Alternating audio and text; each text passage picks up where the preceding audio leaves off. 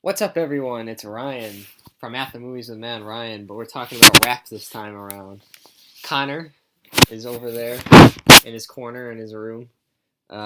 He'll probably chime in a few times, but he's producing this podcast. No, I'm just kidding. But yeah, he likes rap, so I figured he'd join in on this podcast since Matt is not here. He's away with his girlfriend. I also know more rap than that too. So Yeah.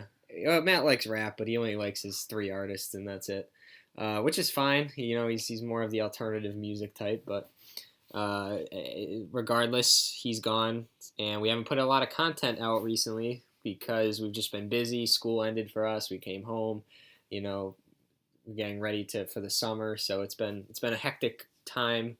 But finally, I'm happy to say that we're back to talk about something, and that something is hip hop. In the year so far, we are at that time where things are starting to heat up. See that pun there.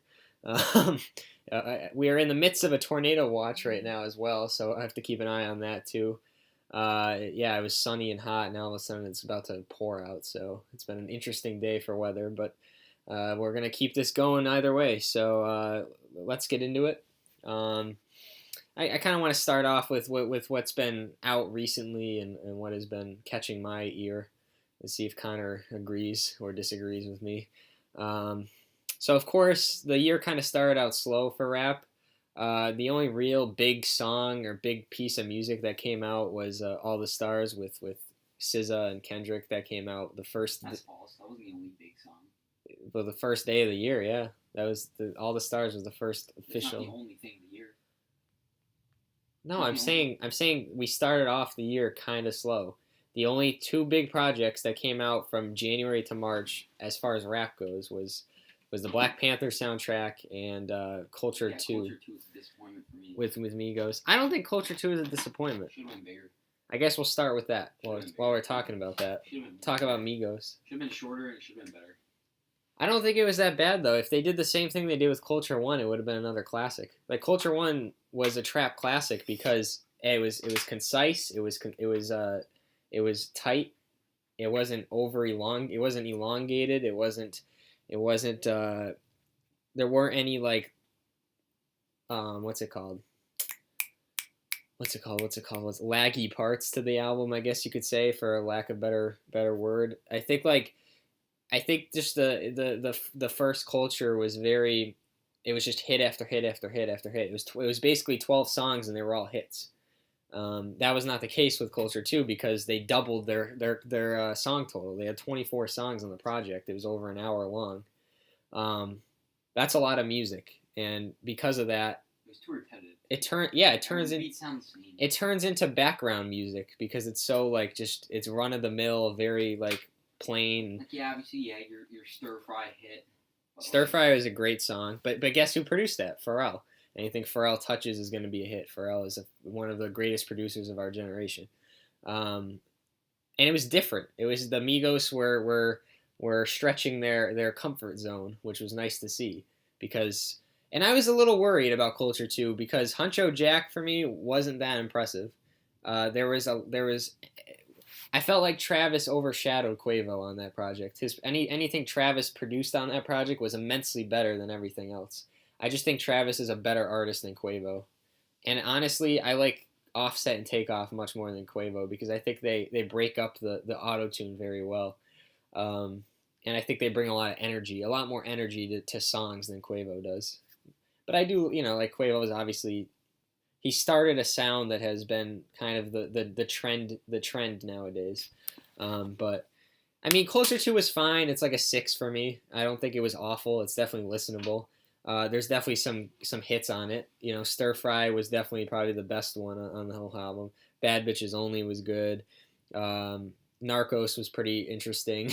Looked like they were going an interesting direction there.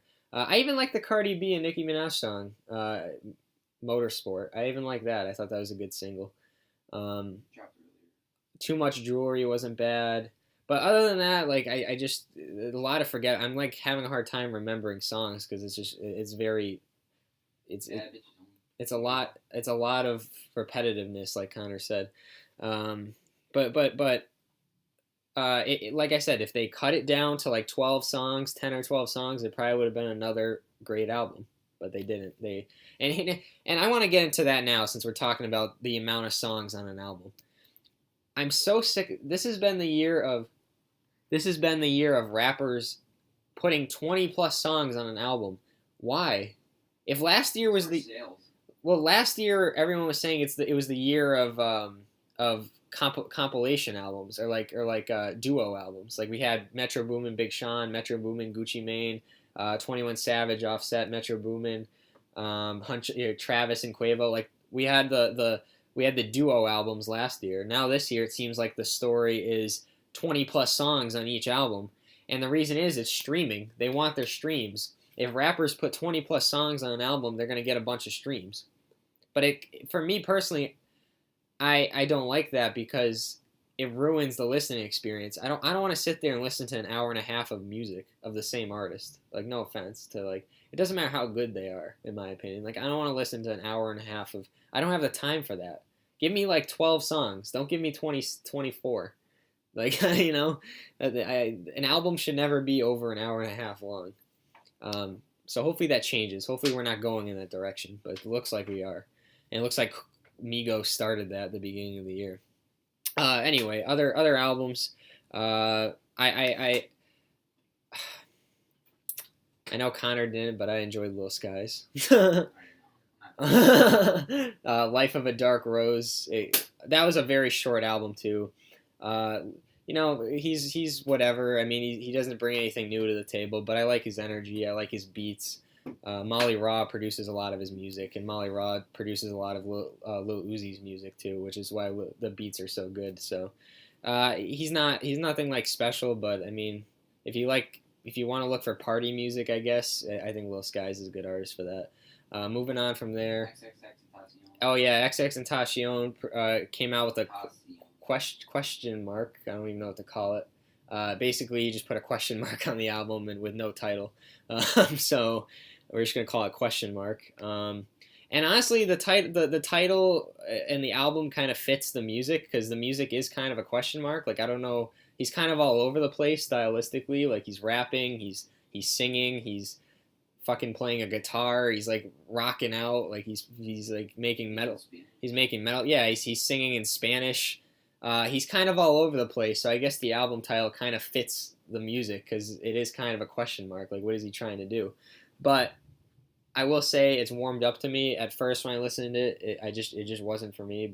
But I have warmed up to a lot of the songs. The beats are pretty nice. Yeah, him and Joey had surprisingly. Flow is like unreal. Well, him and Joey had surprisingly good chemistry, which I did not expect from two artists that seem very different stylistically. So that was surprisingly impressive. Infinity 888, I think, was the song title. That's another thing. The song titles are very weird too. I don't even speak Spanish was one of them. LOL. Moonlight was a great song. Sad was a good song. The Changes was a good. Yeah, the songs that he released before the album came out were probably some of the best on the entire album. X is mainstream. I can't fuck with his metal stuff, but that's just because I don't like metal. So it's not really a diss on him. It's more of just like I don't like that type of music. So those songs weren't for me. But overall, the album's like a 7. It was pretty solid. I was impressed. I think it was actually kind of better than his 17 I like mixtape. better. I feel like I wasn't even depressed, and I still loved it. I feel like, see, he's like the exact opposite of these other rappers. Like he makes 2-minute songs. They're short, like to the point.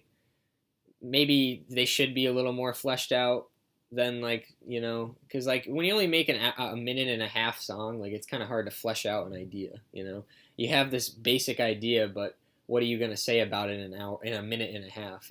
That's very short, but he did a solid job, I think. He's got a solid fan base too, so I'm sure he'll stick around for a while. Oh yeah, his fan base is crazy. It's because he makes different type of music. It's too bad he's kind of a shitty person though. Like He's not a shitty person. Didn't he He's whack, but he's a good guy. The hanging thing was dumb. You can't do I that. didn't understand it. Yeah. didn't understand it. Kids will emulate anything though, so you don't want to you don't want to screw around with that shit. You gotta understand the message. Oh gosh. I like X's music more than some of these newer rappers, but I don't think he's that deep. Like his messages are pretty clear. Like being deep means like you're making something that like Kendrick Lamar is deep. Like some of his messages are very confusing, but in a good way. Like it's open for your own interpretation. I don't think X has any doesn't really leave anything open for interpretation. Like his message is pretty clear. Like he even explains it in the first track when he's like, "You're now going into my mind," which he did again on this album. But I do enjoy his music. I think he's more experimental, which I appreciate. A lot of these other newer rappers are just kind of going with they're going with the trend. Unique doesn't always mean good too, but I mean in this sense, his music's pretty good. All right, moving on from that. Before we get into the big album, Flatbush Zombies, I'm gonna give a shout out to as well. Fantastic album. The production was just so clean and smooth. I've been a fan of their music in the past. I listened to their last album before warming up for this one, and I thought it was good, but I don't think that it seemed like their chemistry was a little off on their last album. This one though, it seems like they've been hanging out together their whole life. Just the chemistry is phenomenal. The way they switch flows with each other is great. Michi Darko brings some great choruses. Joey Badass makes a fantastic appearance on Vacation. The album title itself is called Vacation in Hell. Basically, hell is this world we're living in today, and we're all in this vacation. It's kind of ironic. It's kind of a quirky title. I like it. Other topics that Flatbush Zombies discuss on this album include, your typical like the police brutality. On one of the songs, they go in depth on that topic.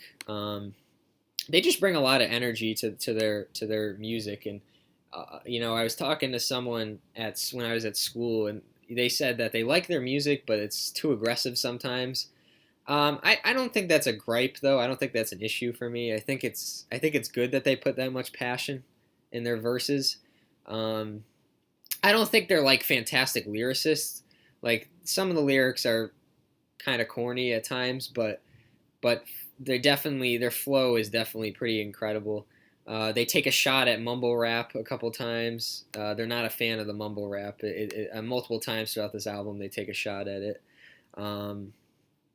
There's also a nice tribute to young ASAP Yam, who passed away. They give a nice tribute to him on You Are My Sunshine, which if you look at the letters, You Are My Sunshine, YAMS, spells out yams.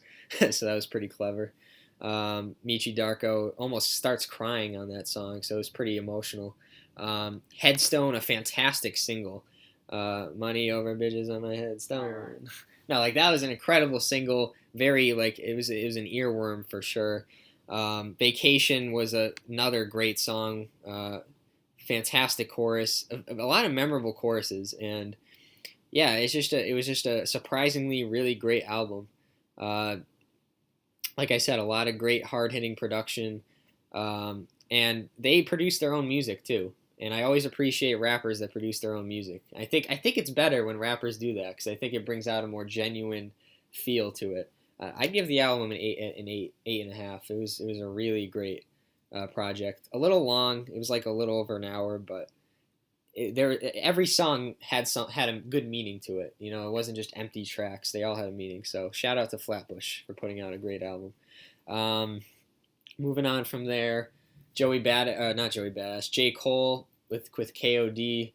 A lot of people are still giving J. Cole shit. I don't know why. A lot of critics were saying that he brings up a lot of good ideas on this project, but they're not fully fleshed out, which I guess I could see at times. Like Motivate, as good of a song it is, it's very short and it doesn't seem like it's very fleshed out, but nonetheless, I don't think that's a huge gripe for me. I think like the song Brackets, I think he definitely does the song justice when he has that great verse. One of the best verses of the year, in my opinion.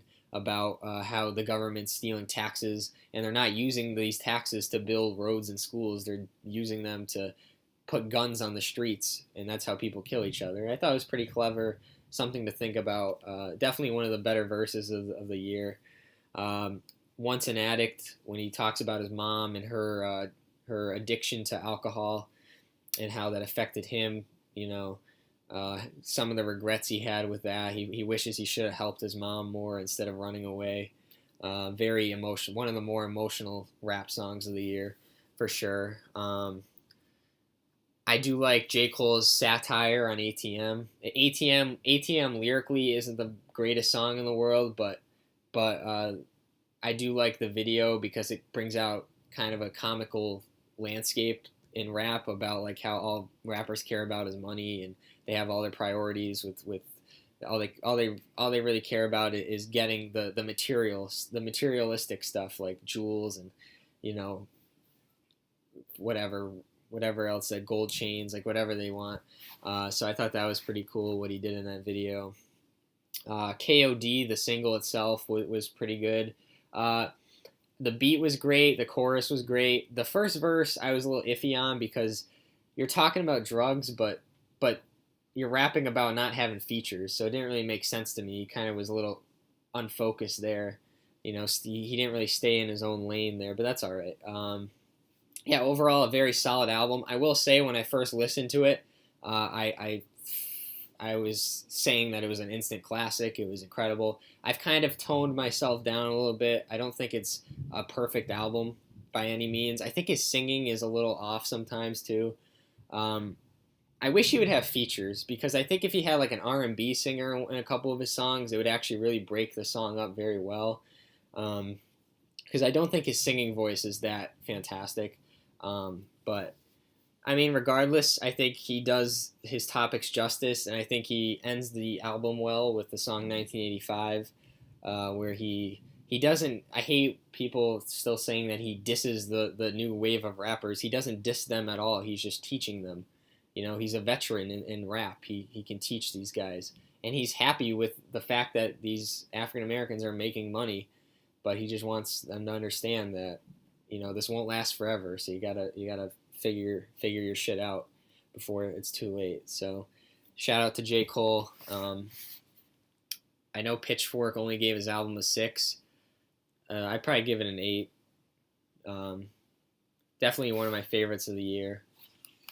For sure. It'll definitely be in my top 10, depending on what happens. I'll also give a quick shout out, even though it's not technically a rap album, it's more R&B and pop. I'll give a shout out to Janelle Monáe. Fantastic album. She actually raps on it too. There's like 2 or 3 songs where she raps. The beats are great. She's just a really intelligent artist and all around. I definitely suggest, if you haven't listened to her album, get to it, because it's just a fantastic pop album. I think really only her, Rihanna, and Beyonce are making music that actually have a great message behind it, but not being too preachy, without being too preachy. And I really appreciate that about Janelle's album. Definitely my favorite of the year as well. One of my favorites. So I think that's really all the big hip-hop albums that came out.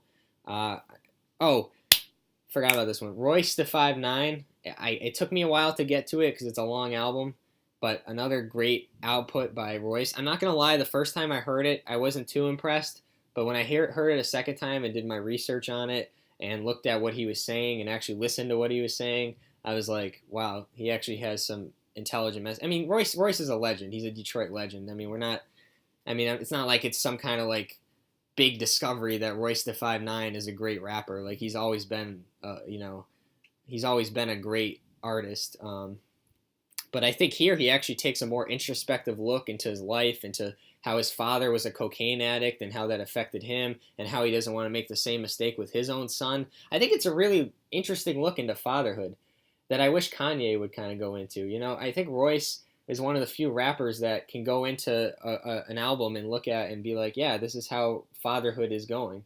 I wish more rappers would do that, who have kids, because I thought that was really interesting. It was a really interesting perspective that Royce brings. I'm actually writing a review on his album now.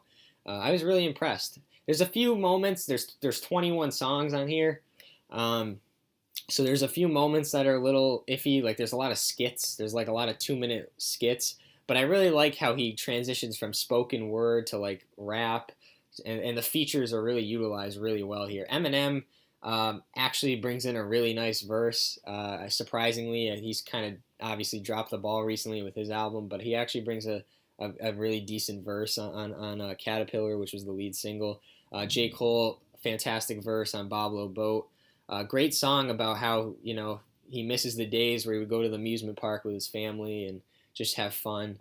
Yeah, it's just a really solid album, and it's really focused. He knows what he wants to get at. I think the one problem I have with it is that he has a tendency to over explain things. Like he likes to spell things out for people. Like I think it's better if you just leave things out for perspective rather than just spelling things out for everyone. But really impressed. Instead of and it's really refreshing too, Connor.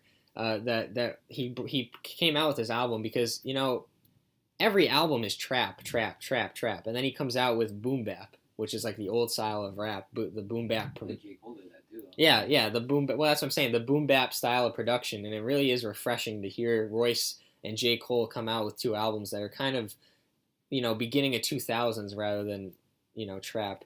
And I'm not trying to hate on trap, but like it's refreshing to hear that, and it's to hear. And there's not many great lyricists that are still out there, and Royce da 5'9" and J. Cole are definitely two of those great lyricists that we still have. So I was really impressed with Book of Ryan. That's the name of the album. His name is actually Ryan too, so that was pretty funny. And lastly, before I get into what's coming up in rap, I want to give a shout out to T Grizzly's album, the street rap. Did you forget about fucking Ray Sharma? Oh yeah, you're right. Oh yeah, Did you shit. forget about Post Malone? Yeah. Well, okay. Well, I just want to give a shout out to T Grizzly first because people hate on the street rap. The Meek Mill and the T Grizzly. Why are we hating on the street rap? I think it's really great. It's definitely not for everyone because what white guy in the suburbs is gonna want to listen to street rap? But like, I think it was really cool. It's an interesting perspective. Grizzly, the beats are fantastic. He has those like slap beats, those like slap production beats that are like kind of half trap, half boom bap like style like beats. It's like really fantastic. The features are great. Chris Brown, who I usually, Chris Brown's a legend. We were talking about this earlier. Like he's a legendary pop artist. I'm not a fan of him, but in the two songs he's on here, Fuck It Off and Set the Record Straight, great features, great hooks. Again, though, 18 songs. Like, I don't want to listen to 18 songs of T Grizzly. But the good thing about the album is he keeps it interesting. And he tries singing on a couple of the songs, which gets a little annoying. But other than that, really just I'm not gonna say it's a fantastic album. It's probably like a 7 for me, but it's definitely like I think every song is like to the point. It's short. It's like they're all bangers too. You could play it in the car. You could play it at a party. So I give T Grizzly credit. I think people need to give him more. Actually, Jay-Z put his songs on Instagram or something. Like he was listening to T Grizzly. So if you get Jay-Z, if Jay-Z's giving you some love, then that's pretty big. So watch out for T Grizzly. He could be a force to be reckoned with. He also brings the best out of Lil Yachty. I think Lil Yachty's had some of his best like verses with T Grizzly. D to the A was one of them. Two Vaults, he was great. He was also on another song on this album with Light on Light.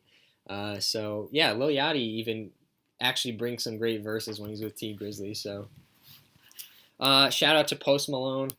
A good album. I've always said that I don't like his fan base. Because I think the fan base doesn't understand rap very well. But I will say Beer Bongs and Bentley was a very good album. It's like a 7 for me. You know what? I know Post, some of his lyrics are very empty. They're very unoriginal, sometimes trite. But you can't deny that he makes bangers. The guy makes bangers. The beats are so clean. They're so well produced. His singing voice improved immensely. Like, his singing voice was terrible on Stoney. I hated that Fall Apart song. That song is probably the worst song I've ever heard in my life. But his singing voice improved immensely on Beer Bongs and Bentleys, thankfully. Sway Lee, great. Sway Lee with a good feature on Spoil My Night. He has a couple stupid lyrics, but that's Sway Lee for you. Uh, Psycho with Ty Dolla Sign wasn't bad. I'm not like a huge like fan of his R&B stuff, but nonetheless, it was a good song. I like Ty. I like Ty as an artist. So, um, Rockstar was fucking amazing. Rockstar is like one of the best rap songs of the past few months. 21 Savage, great verse, great hook, very memorable one too. Uh, yeah, so it was overall a very solid album. I like the first track. I like the Zach and Codeine track. I thought that was pretty funny. Yeah, I just don't like his fan base, but that I can't take away from his music. Just because you hate something doesn't mean you can't hate the music. Um, and I'll also give a shout out to Ray Shremmerd's From Shrem Life 3 album. One thing I did learn from this, though, with 27 songs, it was split up into three parts with Ray Shremmerd. The first 9 songs were Ray Shremmerd songs. The second 9 were Sway Lee's Swaycation songs. And then the last 9 were Jim Jones, Jim Tro from Jimmy's side of Slim Jimmy. One thing I will say, though, I think the best part of the album was the first 9 songs when they work together. I think they're much better together than they are alone. Yeah, obviously, but I do like Sway Lee singing. I like when he does sing, but I don't think that it gets a little repetitive. The second 9 songs did get a little repetitive and a little forgettable. I think people need to give Slim Jimmy more credit. He brings a lot of energy to songs, and I like you got the very melodic Sway Lee, who he brings this very atmospheric voice to the album. But then you have Slim Jimmy, who's this hardcore I'm going in on this song type rapper. And I think that's why they work well together, because they're both very different artists. One can sing, the other just fucking raps his ass off. So it's very nice how they work together. I give their first 9 songs like an 8.5. Their second 9 with Sway probably a 5 or a 6, and then their last 9 probably a 6 or a 7. I just think I liked Slim Jimmy's part better than Sway Lee's, because I think it just brought more energy and it wasn't as repetitive. Also, I like the features on Slim Jimmy's. I like Pharrell's feature on Chanel. I liked Zoe Kravitz's feature on one of the songs. I liked Brink's Truck. That was a great single. So yeah, they definitely pulled off the long track. yeah, they definitely want the streams. They were trying to beat out Post. That's what they did it for. I think no, they're more focused on doing their own solo things. They've always wanted to do that. So I think they were interested in trying their own thing. Yeah, yeah, it was And then they were kind of like you said about Post Malone, they make bangers. Yeah, they make party bangers. They've done it since Scrum Life 1 and Scrum Life 2, which were both gold. Yeah. Those albums were perfect. So that's all they do is make bangers. That's what I like about them. Yeah. They're party animals. That's what they do is they make songs for people to party to, and that's what our generation likes. Yeah. Well, low key, they're very forward thinking, and I don't think they have very similar songs. I think they're unique. Which kind of surprised me when I heard Sway's part, and I was like, oh, each track is very similar to the other, and that surprised me, because usually they're not like that. Usually every song is very different. Power Glide, probably my favorite rap song of the year. It's just 5 minutes of madness, and it's fantastic. When I heard it the first time, I'm like, this is definitely a song I'm gonna play in the next party. Great. Close is a good song. Travis's part's great. Slim Jimmy's part's great. The chorus is a little weak, but I'll let it slide. It was still a pretty good song. Up My Cocina is a great song. I wish it wasn't the first track, though. I don't think it's a good first track, but actually they should have started with Power Glide. Screw it. But hey, it was still a great song. Buckets. Teed Up is a great song. Buckets is a great song. Yeah, the whole first 9. The first 9's great, and that's my point. They work best together, and I hope they continue to be together. I hope they don't go separate. Yeah, so those are all the huge rap albums that came out. Party. Oh yeah, wow, didn't even think of the last week. My head's been everywhere. Yeah, Playboi Carti surprisingly released Die Lit. I've only listened to it twice, so I can't really talk too much about it. I'm sure Connor. I think it's fine. I think it's the beats are for me. I thought the beats were amazing. I love the beats. Those are definitely Uzi beats. Pierre Bourne is becoming a force in rap for production for sure. I think I like how he changed his voice. Yeah. I honestly didn't think he was gonna pull it off. I didn't think it was gonna be better than his first album. Yeah. but I think he did. I think it's better than his first album, honestly. Yeah, he had some pretty good features. it was Young more Thug, focused. Skepta. The Lil Uzi song's actually the best new track on Pitchfork right now, which is pretty cool. And I think it's impressive. I gave us like 5 hours of notice, and it took first over Post Malone on the charts. Yeah, that's a good point. Playboy is definitely pretty huge. The whole it's one of the best trap it's incredible how guys like him, like all the ASAPs, when they release something, how big it is. Like even Frank Ocean is kind of part of that. He's been in some of ASAP Mob songs and stuff. Like anytime they release music, it's gonna be number one. So that's pretty incredible. Lil Uzi and Playboy really work well together. It's really no surprise though because they are very similar. But I think Playboy really, a lot of people were giving him shit for his mixtape last year because he sounded very very, everyone gives the mumble rappers crap, and he is a mumble rapper, but I liked how he tuned up his voice. It sounded a lot. It seemed like his voice was more alive on this album and more like he put auto tune on it, so it sounded better. It just sounded a lot better on this album. So I'll give Playboy credit for that. Again, though, 19 songs. Holy crap! These rappers are really just releasing anything. Hopefully, like I said, hopefully that's not a trend. But I can't believe we forgot about this. We got to give a shout out to Drake, who's had probably his best year in quite a while.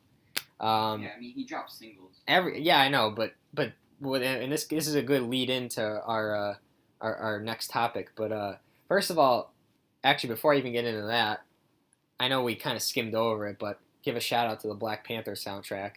Still one of the best. Still one of the most influential albums of our generation, in my opinion. It was just a fantastic achievement for music. It was a fantastic achievement for movies. All around, Black Panther, great. Anytime you get Kendrick on TDE accomplishment. Yeah, anytime you got Kendrick on board for something, it's going to turn out great. I'm so happy Marvel didn't force Kendrick to do anything. Just let Kendrick do his thing. And I'm glad they did that. Every song on that album is great. I can't really even think of a weak song on Black Panther. Maybe like the Sakari song is like not that great, but I love that song. So. That also has a fantastic intro that people don't realize. The Black Panther intro on that album, where Kendrick just raps and he's like "King of my city, king of my." That great intro and that great lead into All of the Stars too. All of the Stars is definitely one of the best songs of the year. And it's not like he didn't even like interpret like Black Panther. Like he did. He put like there's I hated there was the stupid YouTube. I hope he listens to this. This YouTube critic Anthony Fantano said that the music had nothing to do with the movie, and he gave the album a 6 out of 10 because of that. Did he see the movie? Because when we saw the movie and we listened to the album again, you could clearly see the correlation. Yeah. Like King's Dead is about.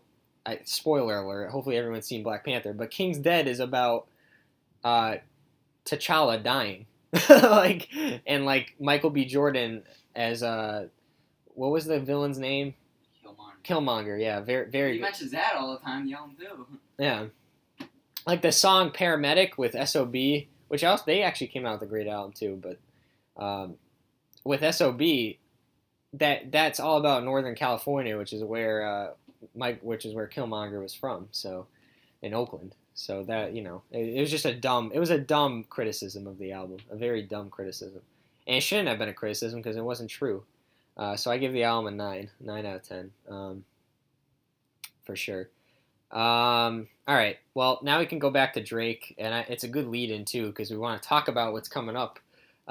So Drake's been releasing singles this year. He started off with Scary Hours, which was a little EP where God's Plan and Diplomatic Immunity came out together. And when I listened to God's Plan first, I knew it was going to be a hit.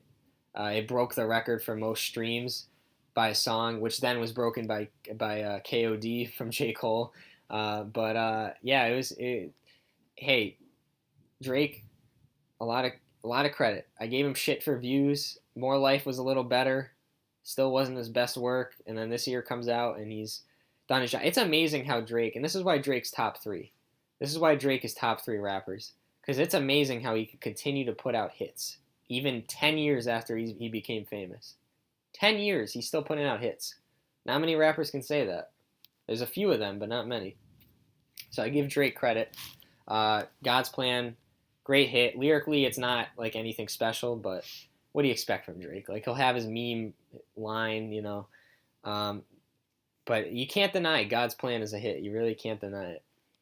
Diplomatic Immunity sounded a lot like Do Not Disturb on More Life. Very introspective, very lyrical. It's more of just him rapping rather than trying to make a hit, which is impressive. You know, it just shows Drake's versatility. He's very versatile. He can do a lot of things. He could sing, he can rap, he can make great hooks, he can produce. Just very versatile artist, and I don't think that's any surprise to anyone. But then he even upped himself after that. He got better, Connor. How can you get better after the one of the most streamed songs of all time? Well, he released Look Alive with BlocBoy JB, which is another banger. Probably one of the, oh my god, the beat on that song is probably one of the best beats like ever. Like, I'm not even kidding. BlocBoy brings a ton of energy. Drake, again, shows that he could be versatile. Yeah, that was a great hit. I'm still listening to that today. It hasn't gotten old for me yet. And then of course, Nice for What, which is probably his best single he's put out, and his most quality single he's put out in probably since, Christ, if you're reading this, it's too late. Probably since 2015. Yeah, Nice for What, a fantastic. He uses a Lauryn Hill sample with a great bass, and it just meshes really well, and goes over better than you expect. And it's really, if people actually listen to the lyrics, it's a really empowering song for women, a really great song for women and all the hard work they do, and you should appreciate women. I know we live in this dark age where these powerful men are sexually assaulting women, and it's a great song. The video is great, so it's great that a big icon like Drake is putting out a song that is meaningful to people. So good for him. Nice for What was a great song. But which gets me to the point of, wow, it's going to be exciting when Drake releases that Scorpion album that's coming out in June.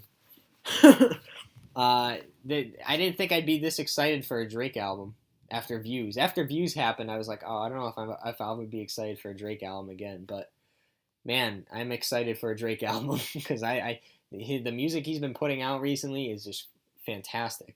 So hopefully Scorpion is set to come out in June. I don't know when in June, which hopefully not June 1st or June 8th, because June 1st is when Kanye's album is coming out, which I don't want to get into Kanye's antics at all, because it's already been talked about and discussed tremendously in the media and Twitter and everything. So I don't want to talk. Everyone knows what he said. Everyone knows what he did. He did apologize at TMZ for saying the slavery comment, thankfully, because it was a very uneducated and ignorant comment to make. But regardless, I'm still excited to see what Kanye has to offer, as usual. He's coming out with a 7-song album on June 1st. Who knows if he'll actually drop June 1st? I mean, we all know how he does with his releases. The Life of Pablo, it was supposed to come out like February 11th, and it came out like the 16th, or Valentine's Day, the 14th. So, he is very iffy with his releases. But and who knows if we even go to Apple Music? I mean, The Life of Pablo, he did the whole title thing and stuff. He was in a different state of mind at that time, but yeah, it'd be interesting to see if it actually comes out June 1st. But obviously he tried trolling everyone with Lift Yourself, which kind of angered me because the beat was unbelievable. And like, we all know how great of a producer Kanye is. Like, why does he have to put dumb lyrics? But he actually put that on Apple Music too. So Ye versus the People. And Ye versus the People, where him and T.I. go back and forth about politics.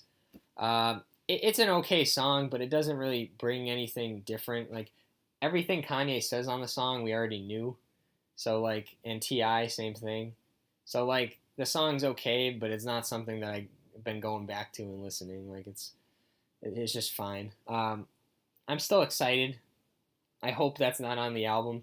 I really hope that's not. I hope that's a separate song, but we'll see. Honestly, if Lift Yourself and Ye versus the People is on the album, I might not listen. Well, no, I'll listen, but come on, if those two are on the album and there's only 5 other songs, it's like, what the hell, Kanye? This is gonna be your worst album. like what is this? Like, I understand, like, he does things differently, but the swoop-de-whoop shit was not for me. Yeah, but I'm sure that will be great. June 8th.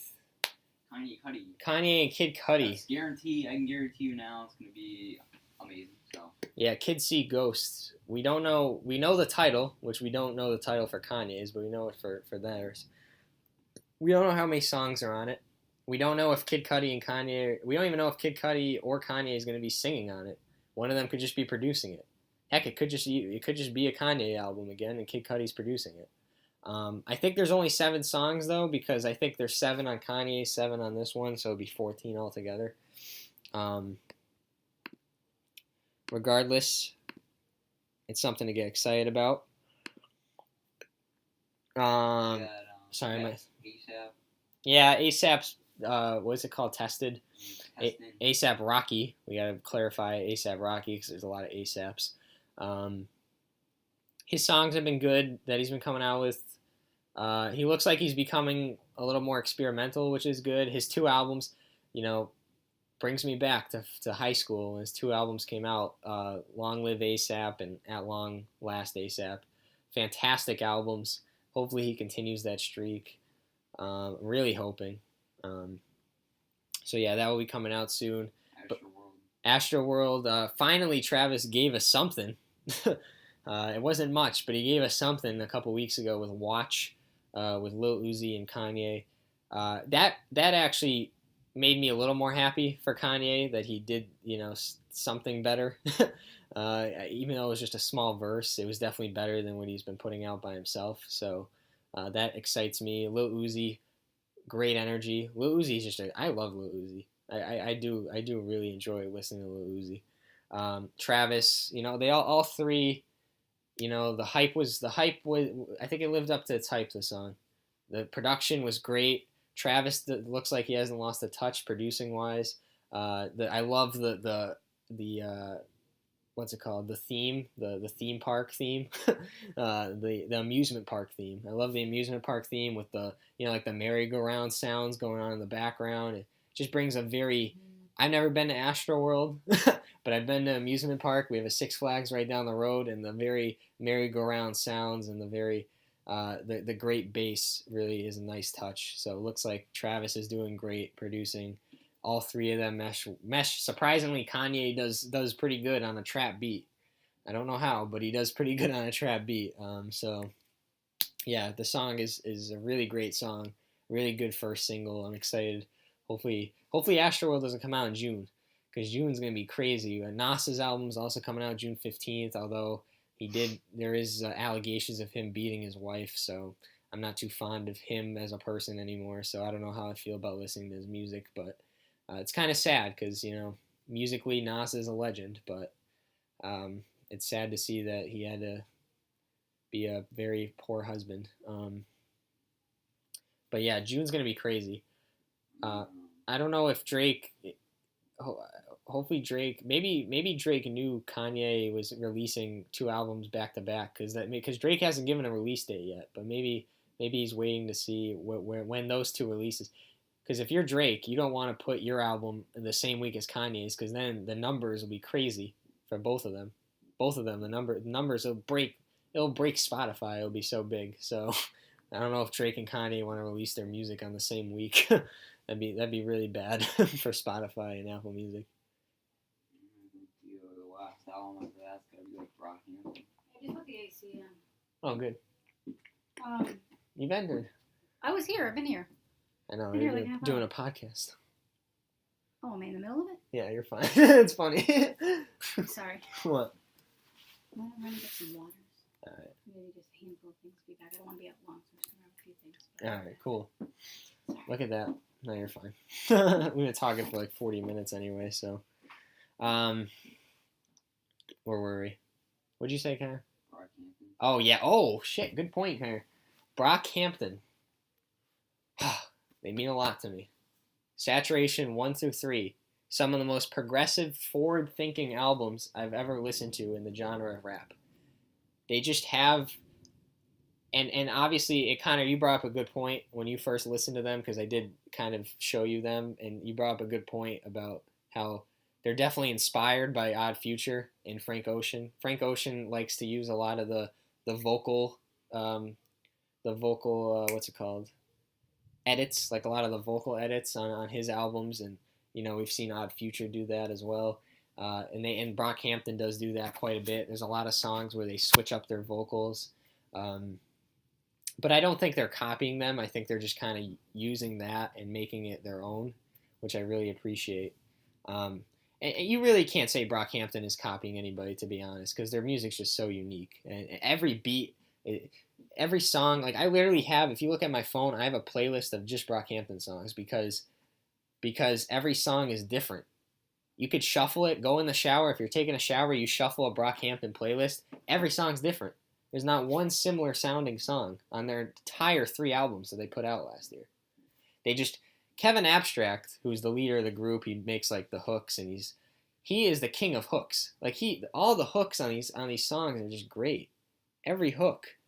I've never seen it. I've never heard a bad hook from Brockhampton. 3 of my favorite albums of this decade, for sure. All the Saturation 1, Saturation 2, Saturation 3. They're coming out with... I don't know what their album title is. They said they were coming out with an album called Team Effort, but then they said they were coming out with an album called Puppy Days, I think, or Puppy. I think that's what it was called. It's weird though, Connor, because on Saturation 3, the final song on that album is called Team.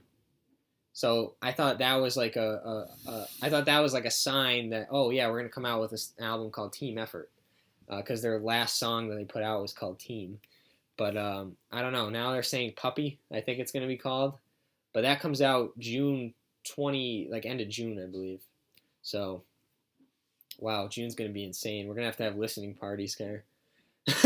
June 1st. Every week of June is going to be great. You're not going to see us. Every week of June is going to be pretty fantastic. So, yeah, we're ready for that. But other than that, I don't think there's really any other rap albums coming out. Oh, yeah, Rolling Papers 2 by Wiz Khalifa is coming out July 13th. I know Wiz has been kind of under the radar recently because he's not very versatile. Like, he does his thing. He talks about weed. That's what he does.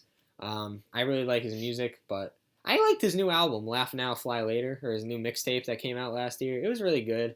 It wasn't anything special, but I mean, I think people give Wiz too much shit. I think people like to say that Wiz sucks now without actually listening to his music. Because I was talking to Matt the other day, and he was like, yeah, his mixtape sucks, and I don't even think Matt listened to it. And then when he did, he's like, yeah, I like these songs, this song, this song. So it's like, people got to stop jumping to conclusions. Just because Wiz hasn't put out like a big album in a couple of years doesn't mean that he's bad now. So I hope Rolling Papers 2 is good, and I hope it's a good album. Yeah, so I think that's it. I hope you guys enjoyed listening. I hope you guys got your good dose of hip hop. Definitely, it's May 15th as we're talking right now. We still got a half a month before June 1st hits and the mayhem starts. But for now, listen to T Grizzly, listen to Ray Shremmerd. I'm sure people are still listening to Ray Shremmerd. There's so many songs, you gotta still be listening. Playboy Cardi. I'm not sure what's coming out this week. I don't think there's anything that big coming out this week. Maybe there'll be a single. Maybe someone will drop a surprise single. Yeah. Lil Uzi hasn't come out with anything. Tyler, probably not. Vince Staples, maybe. Yeah, and Chance, I don't know what Chance is doing. He just graduated, so he's probably not going to come out with music for a while because he's already preoccupied with graduating. I guess Cardi B's new album I was not a fan of, but people love it, so yeah, go listen to it, I guess. But yeah, that'll do it. So keep an eye out for other shit that comes out. Hopefully you guys enjoyed this podcast. Connor was here as well, which was nice. We'll be back with Matt and I will be back with movie reviews when he comes back from his girlfriend's. Probably tomorrow night we'll do a video we have to do a huge catch up because like I said, our lives have been very busy lately, so we haven't been able to do anything. So I'll put this thing up. I'll put this video up today. Go check out our channel. We have 13 subscribers now. We've actually gained like 3 subscribers in the past 2 weeks, which is kind of crazy because we haven't put out any content in like a month. So it's pretty crazy how we're actually getting more subscribers now than we ever were without having any content really. But anyway, go check out our past videos too if you're curious about a movie that you want to see and you want to know how someone feels about it. Go check out our videos. I'm sure we've done a review on them. Check out my articles if you like music.